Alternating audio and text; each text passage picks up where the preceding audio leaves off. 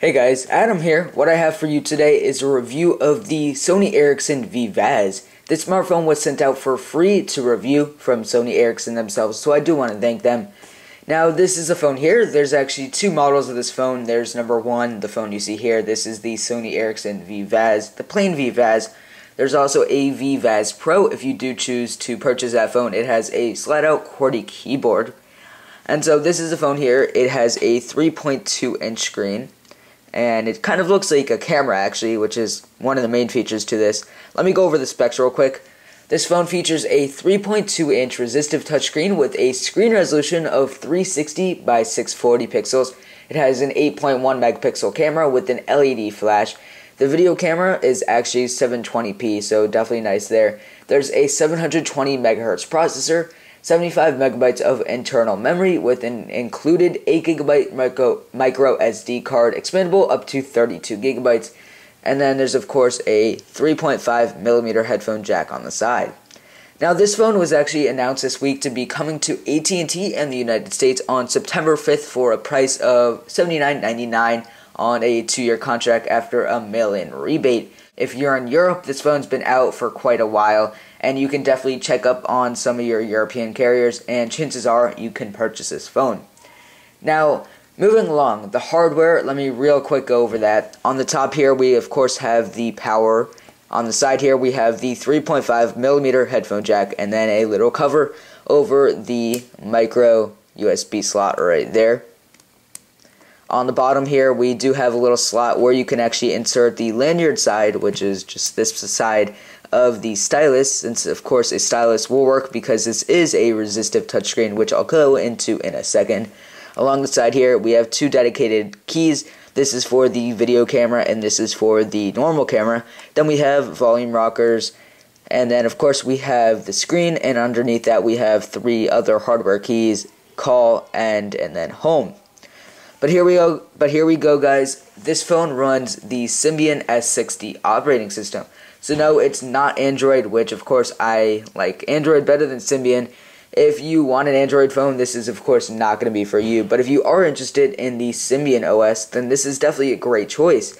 It has of course that nice 8.1 megapixel camera with 720p video.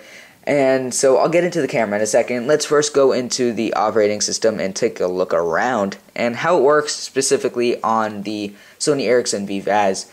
So to begin, on the home screen, of course, as you kind of already saw, there's a few different panels here.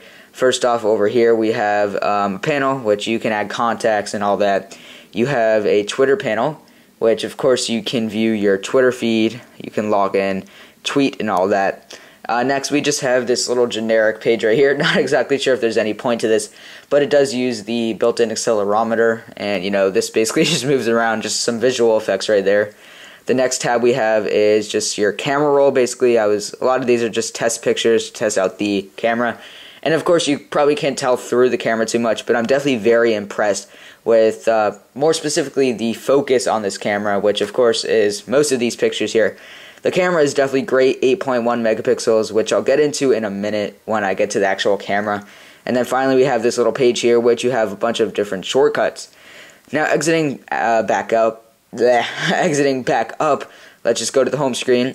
And if you click this little home button right here, you're actually brought to the Symbian menu. Play Now, which you can download all of your themes for the phone and all that. You have the internet browser, apps, camera, messaging, media, location, contacts, calendar, log, organizer, and settings. First off, the thing, of course, you guys all care about is the internet. How does this work? More specifically on a resistive touchscreen. Real quick, let me go over the touchscreen. Of course, this is a resistive touchscreen. It's not going to be as great as a capacitive touchscreen. So basically, I'm not sure if you know capacitive versus resistive too much, a lot of you. But basically, you're allowed to use a stylus with the phone, which some of you will probably like, some of you will not like. There are some different scroll panels on the side where they're kind of small, and you might actually be forced to use the stylus. There's sometimes like little bars that are about the width of the stylus. Now going back to the internet, as you see here, I'm on Google right now. Let's just go to YouTube and we'll see how it looks. Here we go. youtube.com. And of course, it will load the mobile website, as you see here. Taking a closer look for you guys, this is how the mobile website will look. You know, some of the text is pretty small, actually. The screen resolution isn't actually that low, but I guess the screen is a bit smaller than other screens. This is a 3.2-inch screen, which of course isn't terribly small, but I guess that's part of the reason. Clicking onto a YouTube video, I'm sure a lot of you are curious how the YouTube videos work on this phone. There's a YouTube application, but if you do choose to use the web browser, like I'm doing now, you will actually be able to, as you see here, click on a video to play in full screen. So let's click in, and here we are. So going back into the phone, let's check out some of the other applications. First off here we have messaging. So new message, and let's just go into the actual text message, and this is how the keyboard will work. I showed you it briefly before. It's a T9 style. You can click up here and you can put prediction on, uppercase letters, lowercase, and number mode.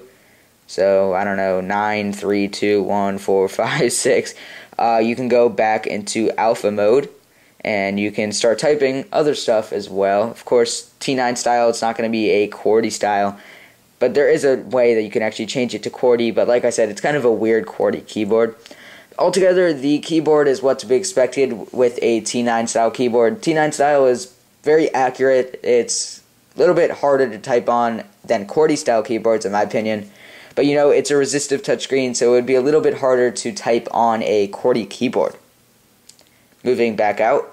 Now let's go to the home screen, and on the home screen, like I said, there's these 5 different panels. You also have this little box right here, AT&T. It shows the date and the time.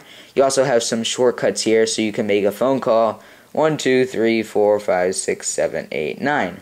And then you can call if you want. You can also go into your contacts and do all that. Next, we also have this little thing right here, which you can browse through your photos, music, and videos. Next option we have down here is the messaging, which I just went into a second ago. You can also search. So this is the web search right here. So you can type in hello, click the little check, and click search. It's powered by Google, as you can see right there. And it will go into the Google search, as you can see here. Hello, the place for celebrity news, hellomagazine.com. You want to check that out? You can do that. Google search. But there we go, guys. That is the software on the Sony Ericsson Vivaz. Altogether, guys, this is going to be one of the lower-end smartphones. Of course, with the price point of $80, it's not going to be able to compete with some other major devices such as the iPhone 4, the Evo, Galaxy S smartphones, the Droid X, and all those higher-end smartphones. This has a resistive touchscreen, which can be annoying at times since, of course, resistive touchscreens are not as great as capacitive touchscreens. So if you do want a lower-end smartphone, you're not interested in some huge flagship HTC Evo 4G or any phone like that, then this would definitely be a great choice for you. If you're just going to be taking simple photos, this has a great camera, 8.1 megapixels, and for the price, it's going to be one of the best cameras you can get for a phone.